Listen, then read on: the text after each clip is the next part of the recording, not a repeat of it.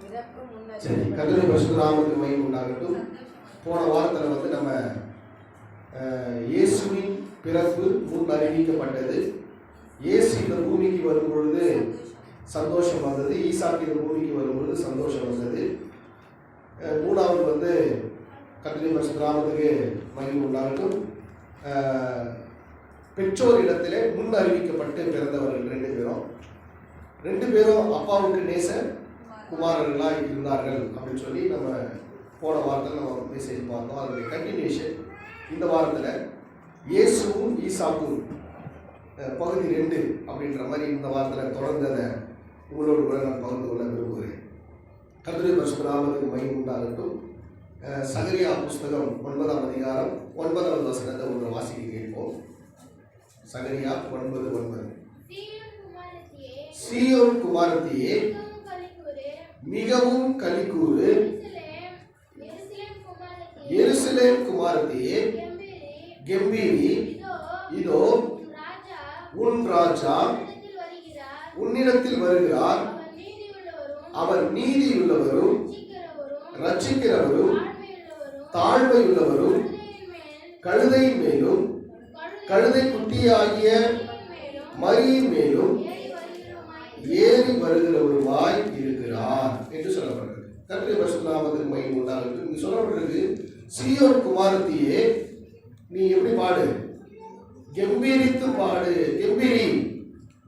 எருசலேம் குமாரத்தியே நீ மகிழ்ச்சியா இரு அப்படின்ட்டு. எதற்காக? ஆண்டவராகிய இயேசு கிறிஸ்து உன்னிடத்தில் வருகிறார். அவர் எப்படி வரப்போகிறார் அப்படின்னா, கழுதையின் மேலும் கழுதை குட்டியாகிய மரியின் மேலும் அவர் ஏறி வருகிறார் என்று சொல்லப்படுகிறது. கவனிங்க, ஆண்டவராகிய இயேசு கிறிஸ்து மரிப்பதற்கு முன்பாக ஒரு பவனி வந்தார். நல்லா கவனிக்கணும். கொஞ்ச நேரம் கர்த்தருடைய வார்த்தையை சொல்ல போறேன், எல்லாம் நல்லா கவனமாக கவனிக்கணும். ஆண்டவராகிய இயேசு கிறிஸ்து இந்த பூமியில 2000 ஆண்டுகளுக்கு முன்பாக வரும்பொழுது அவர் சிலுவை மரணத்துக்கு முன்பாக போவதற்கு முன்பாக அவர் கழுதையின் மேலே பவனி வந்தார். அதே போல ஈசாக்கு மோரியா தேசத்திலே தேவன் குறிக்கப்பட்ட மலைக்கு போகும் பொழுது ஈசாக்கு கழுதையின் மேலே ஏறி அவர் அந்த மலைக்கு அவர் கடந்து வந்தார். நல்ல கவனிக்கணும். இயேசுவும் கழுதையின் மேலே ஏறி வந்தார், ஈசாக்கும் கழுதையின் மேலே ஏறி வந்தார். கர்த்தருடைய பரிசுத்த நாமத்துக்கு மகிமை உண்டாகட்டும். மத்தேயு சுவிசேஷ புஸ்தகம் 21ஆம் அதிகாரத்தில் வாசிக்கும் பொழுது 2வது வசனத்துல, உங்களுக்கு எதிரே இருக்கிற கிராமத்துக்கு போங்கள், போன உடனே அங்கு ஒரு கழுதையும் அதனோடு ஒரு குட்டியையும் கட்டியிருக்க காண்பீர்கள், அவைகளை அவிழ்த்து என்னிடத்தில் கொண்டு வாருங்கள். ஒருவன் அதை உங்களுக்கு ஏதாயினும் சொன்னால் அது ஆண்டவருக்கு வேண்டும் என்று சொல்லுங்கள், உடனே அவைகளை அனுப்பிவிடுவான் என்று சொல்லி ஆண்டவர் சீஷர்களை அனுப்புகிறார். அதே போல அவர்கள் போகிறார்கள், அந்த கழுதையை கொண்டு வருகிறார்கள், அதன் மேலே பட்டு வஸ்திரத்தை விரிக்கிறார்கள், ஆண்டவராகிய தேவனுக்கு ஓசன்னா என்று சொல்லி எல்லாரும் ஆர்ப்பரிக்க ஆரம்பிக்கிறார்கள்.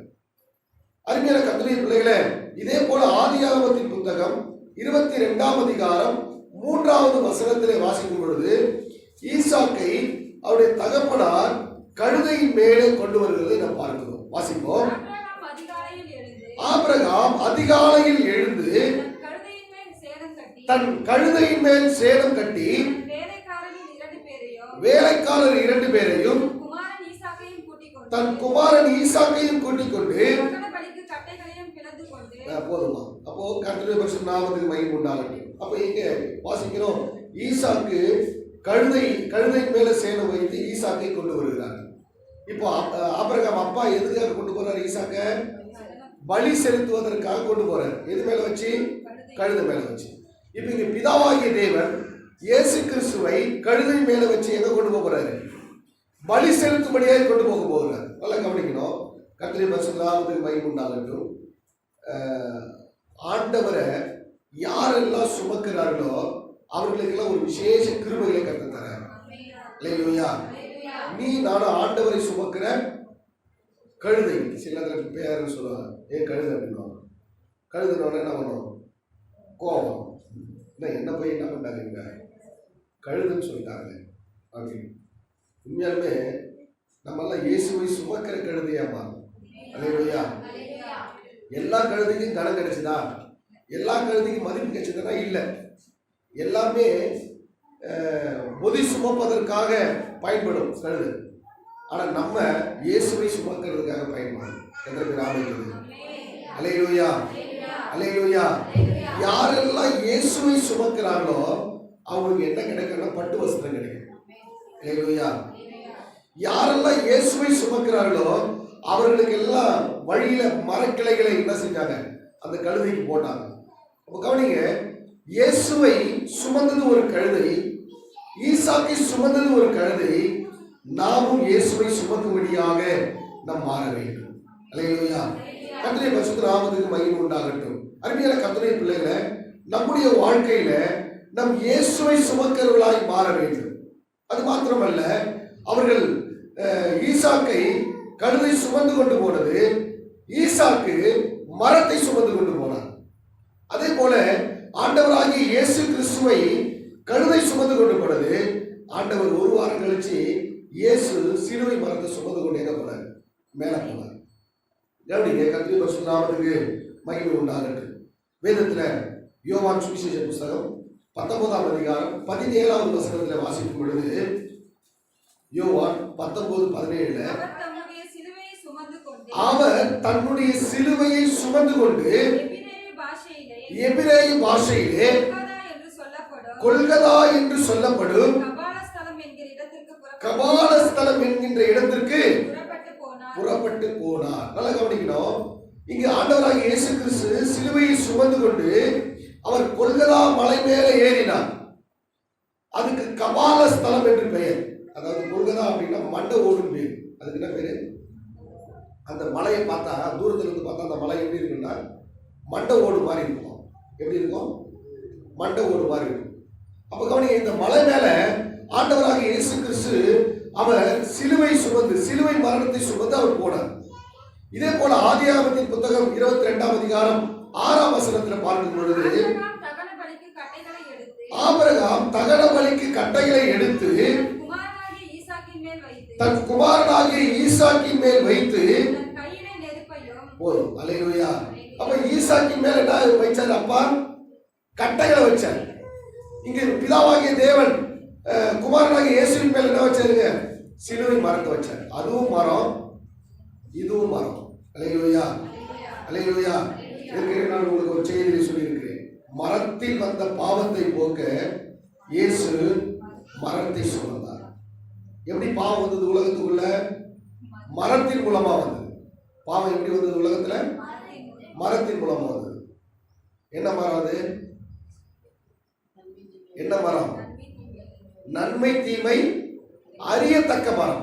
அல்லேலூயா, அல்லேலூயா.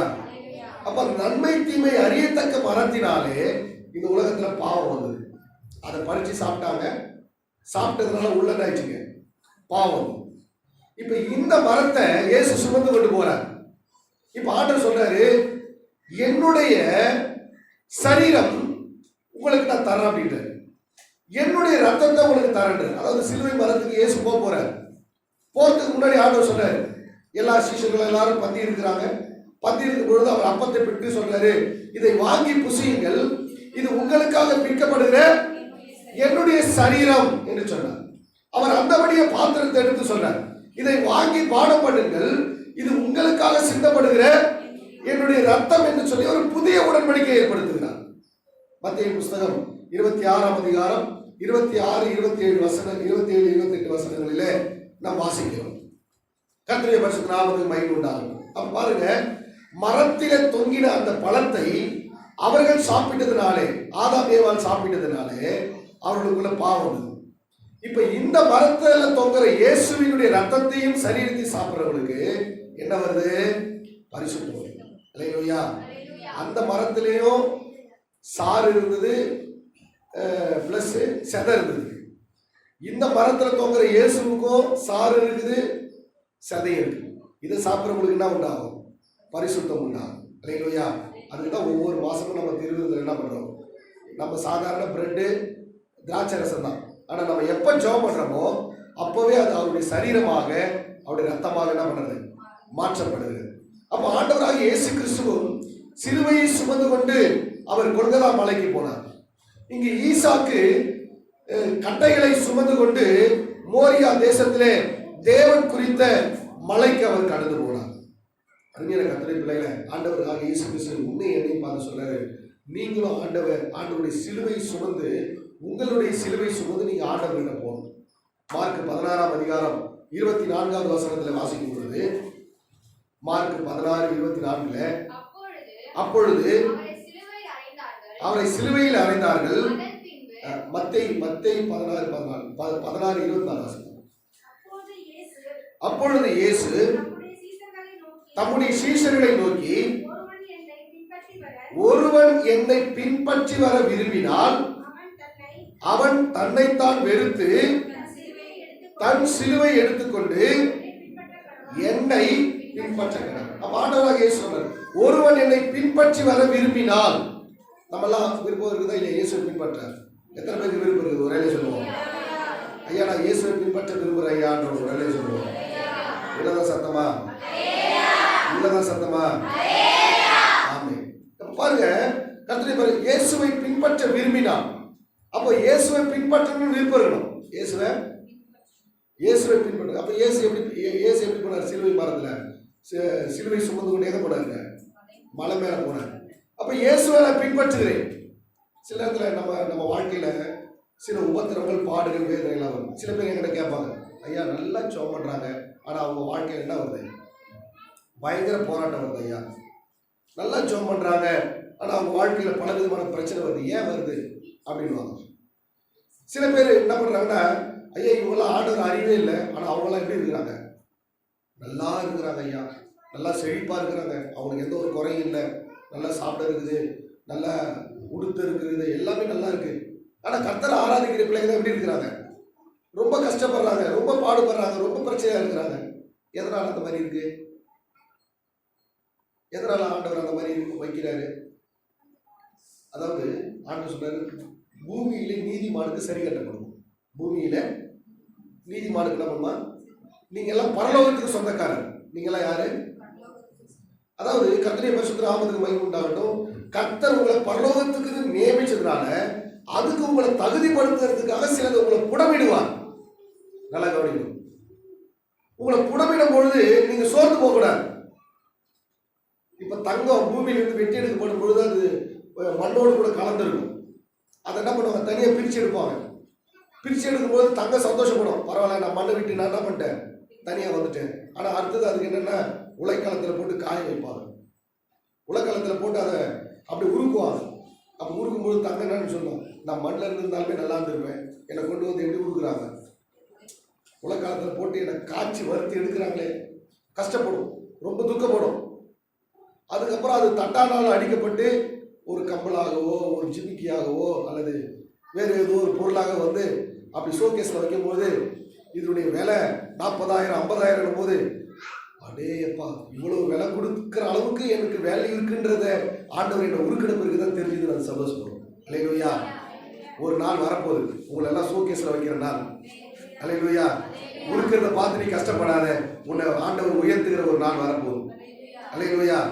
அதனால உனக்கு ஒரு மகிமையான வாழ்க்கை இருக்கு. அதனால அந்த மகிமையான வாழ்க்கைக்காக இப்ப வருகிற பாடு, பிரச்சனை, உபத்திரவத்தை நீ ரொம்ப பேச என்னாது. கர்த்தர் என்ன ஏதோ ஒரு நோக்கத்துக்காக என்ன உருவாக்குறார். அந்த நோக்கத்தை நிறைவேற்றும் போது அவர் மணவாளனாக இயேசு வரும்பொழுது ஆண்டவர் உன்னை மகிமையா கொண்டு போகும்போது சொல்வேன், ஆண்டவர் என்ன இந்த பாடுகளுக்குள்ள நடந்தது எனக்கு ரொம்ப சந்தோஷம். அல்லேலூயா. இப்பொழுது பிரசன்ட் உனக்கு துக்கமா தெரியும், ஆனா இயேசு வரும்பொழுது அது மகிமையாய் காணப்படும். அல்லேலூயா. அருமையான கர்த்தருடைய பிள்ளைகளை, அப்பா ஈசாக்க மலை மேல கொண்டு போகும்போது அப்பாவுக்கு பெரிய துக்கம். காரணம் என்னன்னா, ஈசாக்கு கேட்கிறார், என்ன கேட்கிறார்? அப்பா தகன கட்டை இருக்குது, நெருப்பு இருக்கு, தகன பலிக்கு ஆடு எங்க? அப்பா சொல்றாரு, பிதாவை பார்த்துக்கொள்வார் அப்பா. அல்லேலூயா. அருமையான கர்த்தருடைய பிள்ளைகளை, சில வேளைகளில் நமக்கு போற இடம் என்னன்னு தெரியாம இருக்கலாம், ஆனா உன் தேவைகளை சந்திக்கிறவர் அங்க இருக்கிறார் என்பதை நீ மறந்து போகாது. அல்லேலூயா. அல்லேலூயா. உன்னுடைய எல்லா விதமான தேவைகளை அவர் சந்திப்பார். உனக்கு என்ன இப்ப என்ன பிரசன்ட்ல நீ பிரச்சனை இருக்கிறது இயேசுக்கு தெரியும். அருமையான கர்த்தருடைய பிள்ளைகளை எப்பொழுதும் உன்னை அப்படியே விட மாட்டாரு. ஆண்டவராகிய தேவன் உன்னை உயர்த்துற ஒரு நாள் வரப்போகுது. அல்லேலூயா, அல்லேலூயா. அருமையான கர்த்தருடைய பிள்ளைகளை, ஆண்டவராகிய இயேசு கிறிஸ்து அதற்காக தான் பாடுபட்டார். வேதம் சொல்லுகிறது, எபிரேயர் 13ஆம் அதிகாரம் 12ஆம் வசனத்தில் வாசிக்கும் பொழுது, ஆண்டவராகிய இயேசு கிறிஸ்து நகர வாசலுக்கு அவர் புறமே பாடுபட்டார். வாசிப்போம். அந்தபடியே இயேசு தம்முடைய சொந்த ரத்தத்தினாலே ஜனத்தை பரிசுத்தம் செய்யும்படி நகர வாசலுக்கு புறமே பாடுபட்டார். அப்ப இயேசு ஏன் பாடுபட்டார்? இயேசு ஏன் சிலுவை சுமந்தார்? தன்னுடைய ஜனத்தை பரிசுத்தப்படுத்தும்படி.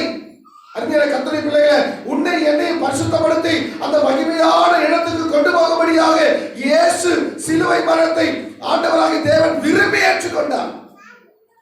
அவருடைய அடிச்சுரை பின்பற்ற நாமும் ஆண்டு சொன்னாரு, தன்னைத்தான் வெறுத்து தன் சிலுவை எடுத்துக்கொண்டு என்னை பின்பற்றுகிறார். அருமையான கர்த்தருடைய பிள்ளைகளே, அப்ப முதல்ல நமக்கு விருப்பம் இருக்கணும். அல்லேலூயா.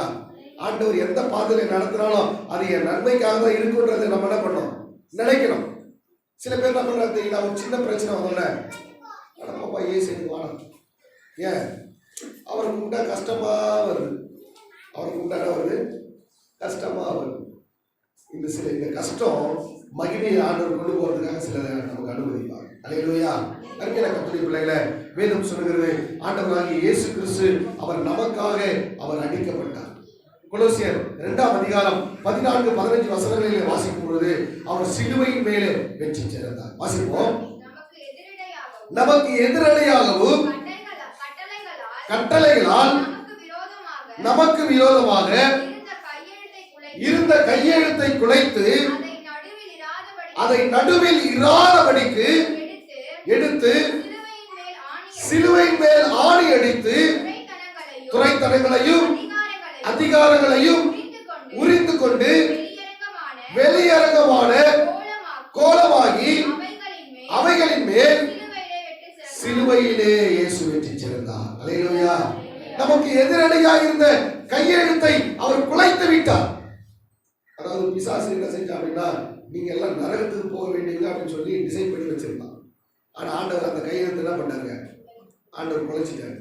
குலைச்சிட்டு இப்ப என் பிள்ளைகள் எல்லாம் என்னுடைய சொந்த ரத்தத்தினாலே அவங்களை பரிசுத்தப்படுத்தி அவங்களை எங்க கொண்டு போற போறேன், பரலோகத்துக்கு நான் கொண்டு போக போறேன் அப்படின்னு சொல்லிட்டு ஆண்டவர் உங்க மேல எல்லாம் அவருடைய விலையேற பெற்ற ரத்தத்தை ஆண்டவர் தெளித்திருக்கிறார். அல்லேலூயா.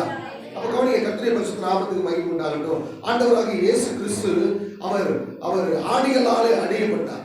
எதற்காக அப்படின்னா, உன்னுடைய பாவத்தை என்னுடைய பாவத்தை அவர் சுமந்து கொண்டு ஆண்டவராகிய இயேசு கிறிஸ்து நம்மை விடுதலையாக்கும்படியாக, அதாவது கர்த்தருடைய பரிசுத்த நாமத்துக்கு மகிமை உண்டாகட்டும். ஈசாக்கு மலை மேல போனார், குறித்த மலைக்கு போனார்.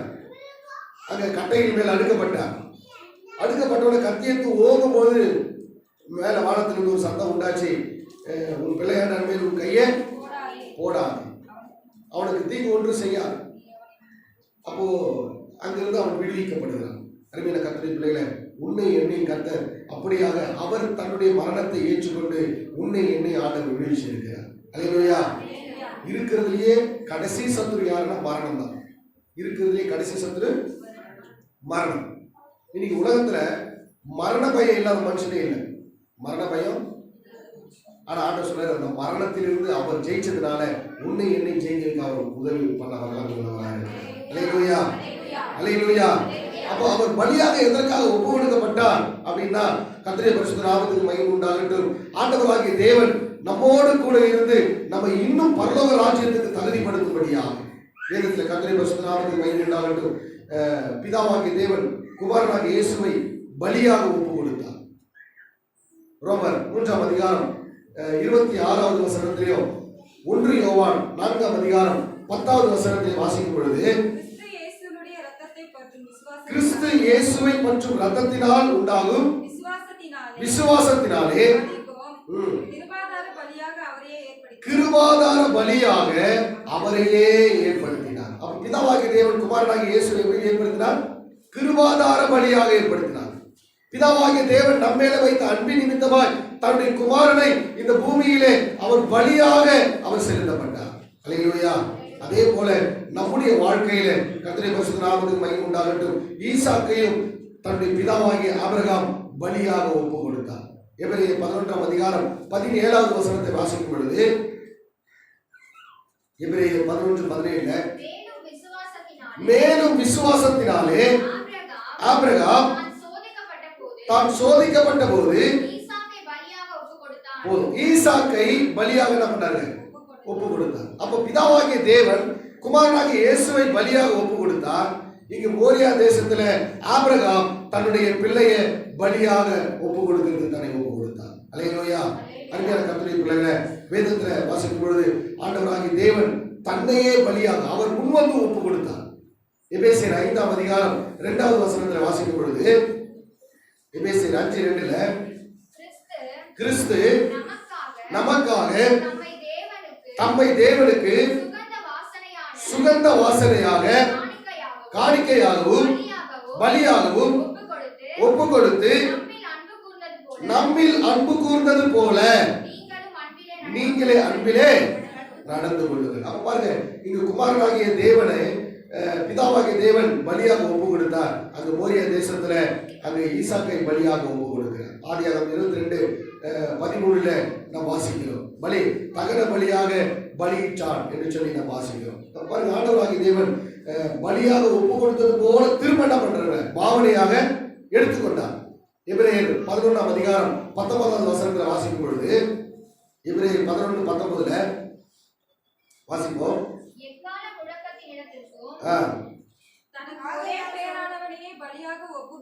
ஒரே பேரானவனை பலியாக ஒப்பு கொடுத்தார். மரித்தோரில் இருந்து அவனை பாவனையாக திரும்பவும் அவன் பெற்றுக்கொண்டான். அப்ப ஈசாக்கை அவன் பலியாக ஒப்பு கொடுத்தான், அவன் பாவனையாக திரும்பவும் என்ன பண்ணாரு? எடுத்துக்கொண்டார். அதே போல ஆண்டவராகிய இயேசு கிறிஸ்து மரித்து அடக்கம் பண்ணப்பட்டு 3வது நாளிலே அவர் உயிர் தெழுந்தார். அல்லேலூயா. அருமையான கர்த்தருடைய பிள்ளைகளே, இயேசு எப்படி உயிர் தெழுந்தாலும் அதே போல அவரை விசுவாசிக்கிற, அவரை நம்புகிற ஒவ்வொரு பிள்ளைகளையும் அவர் உயிர் தெழ செய்ய வல்லமையுள்ள தேவனாக இருக்கிறார். அல்லேலூயா. உலகத்தில் இருக்கிற எல்லாருக்கும் மரண பயம் இருக்கு. ஆனா கர்த்தருடைய பிள்ளைகளுக்கு என்ன பயம் இல்லை? மரண பயம் இல்லாத ஒரு வரையில சொல்லுவோம். மரணத்தை பார்த்து எனக்கு பயம் இல்லையான்ற ஒரு வரையில சொல்லுவோம். இந்த சந்த கல்வியா வருது. அல்லேலூயா. அல்லேலூயா. அதாவது பொதுவாக சொல்லுவேன், என்னன்னா, இந்த பூமியில் இருக்கும்போது இயேசு நம்மோடு கூட இருக்கிறார். நம்ம பூமியில் இல்லாத போது இயேசுவோடு நம்ம இருப்போம்.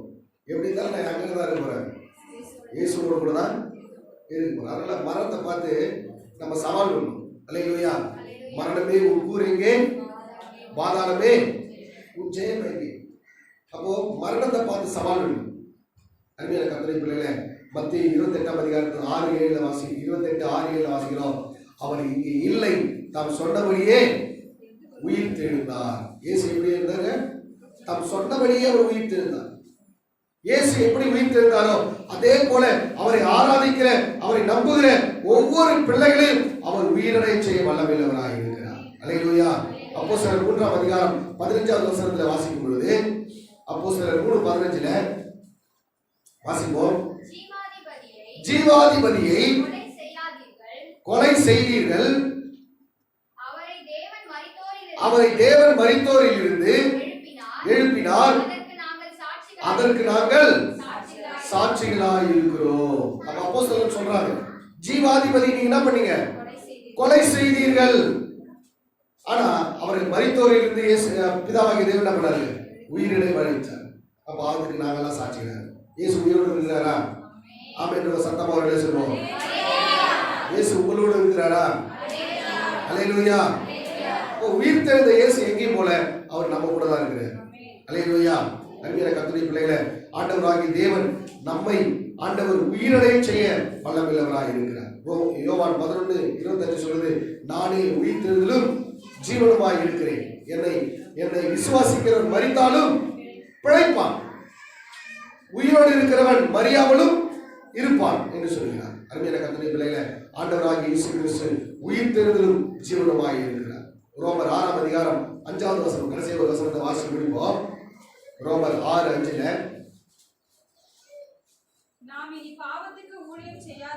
நாம் பாவத்திற்கு ஊழியம் செய்யாதபடிக்கு பாவ சரீரம் ஒழிந்து போகும் பொருட்டாக நம்முடைய பழைய மனுஷன் அவரோடு கூட சிலுவையில் அறையப்பட்டது என்று அறிந்திருக்கிறோம்.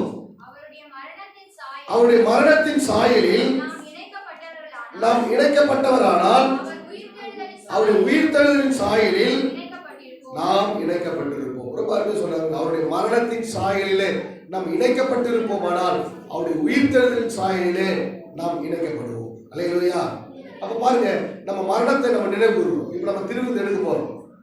திருவிருந்து எதுக்காக எடுக்கிறோம்? மாசம் மாசம் அவருடைய மரணத்தை தெரிவிக்கிறோம். அவருடைய மரணத்தை தெரிவிக்கிறோம். ஆண்டவராக இயேசு கிறிஸ்து காட்டிக் கொடுக்கப்பட்ட அன்று ராத்திரி அப்பத்தை எடுத்து பிட்டு, இதை வாங்கி புசியுங்கள், இது உங்களுக்காக பிக்கப்படுகிற சரீரம் சொன்னார். அப்ப என்னென்ன, நான் மரிக்க போறேன், என்னுடைய மரணத்தை என்ன பண்ணுங்க, நீங்க நினைவு கூறுங்கன்ற. எது வரையும்? நான் திரும்ப வர வரையும். திரும்ப அப்ப எது வரையும் திருவிருந்து எடுக்கணும்? இயேசு திரும்ப மத்திய ஆகாயத்தில் வர வரையும் நம்ம திருவிருந்து எடுக்கணும். அல்லேலூயா, அல்லேலூயா. அப்போ இதை நம்ம பரிசுத்தத்தோடு கூட இந்த பந்தியில நம்ம என்ன பண்ணோம்? பங்கு பெறணும். நல்லா கவனிக்கணும். அபாத்திரமா யாரும் என்ன பண்ணக்கூடாது, இந்த பாத்திரத்துல நம்ம கை வைக்கக்கூடாது. கவனிங்க, பாத்திரத்தில் இந்த திருவிருந்துல நம்ம அபாத்திரமாய் நம்ம பாத்திரம் பண்ணா ஒண்ணு வியாதி வரும், பலவீனம் வரும், மரணம் வரும். நம்ம பாத்திரமானாய், அதாவது இந்த திருவிருந்து எடுக்கிறதுக்கு நம்ம பாத்திரமானாய் இருந்தோம்னு சொன்னா பலவீனம் இருந்தா பலவீனம் போவோம், வியாதி இருந்தா வியாதி போவோம். ஒருவேளை நாளைக்கு செத்து போறோம்னா உயிர் வந்துடும். அல்லேலூயா, அல்லேலூயா. அதாவது இந்த திருவிருந்துக்கு நிறைய பேர் உயிரோடு வச்சிருக்கிறோம். திருவிருந்துக்கு என்ன படிக்கிறான்? அதாவது நிறைய பேர் நாளைக்கு செத்துருவாங்க அப்படின்னும் போது திருவிருந்துக்கு தோண மறுபடியும் உயிர் வந்துடும். உடம்பு முடியாதவங்களுக்கு மறுபடியும் அதாவது செல் ஆக்டிவேட் ஆகிடும் மறுபடியும். அல்லேலூயா. அப்ப பாருங்க, இந்த திருவிருந்து பயபக்தியோடு கூட இருக்கும். அதுக்கு பயபக்தியோடு கூட நம்ம என்ன பண்ணோம்? திருவிருந்தில் பங்கு பெறும். அதாவது ஆண்டவரே, உம்முடைய மாம்சத்தை புசிக்கிறேன், உம்முடைய ரத்தத்தை பானம் பண்றேன், எனக்குள்ள ஒரு புதிய ஜீவன் உருவாகணும், எனக்குள்ள ஒரு புதிய மகிமை உருவாகணுன்ற பயத்தோடு கூட இந்த பந்தையில பங்கு பெற்றீங்கன்னா நிச்சயமா கர்த்தர் அந்த உங்களுடைய சரீரத்தை ஒரு மறுரூப சரீரமாக மாற்றி கர்த்தர் உங்களை மகிமையை சேர்க்க அவர் வல்லமையுள்ளவராக இருக்கிறார். அல்லேலூயா, அல்லேலூயா. நம்ம பரலோகம் போனோம் அப்படின்னு சொன்னா ஒவ்வொரு பிள்ளையும் பாவ மன்னிப்பு பெற்றிருக்கணும், ஞான ஸ்நானம் பெற்றிருக்கணும், இந்த பந்தியில பங்கு பெறணும். இதெல்லாம் ஆண்டவர் கொடுத்த ஒரு நியமம். அப்ப இதுல நம்ம சரியா இருக்கும் பொழுது, இயேசு வரும் பொழுது நம்ம மத்திய ஆகாயத்தில் போவதற்கு கர்த்தர் நமக்கு உதவி செய்வார். அல்லேலூயா. கர்த்தர் வசனம் கொடுத்துக்காக கர்த்தரை ஸ்தோத்திரம் பண்ணுவோம்.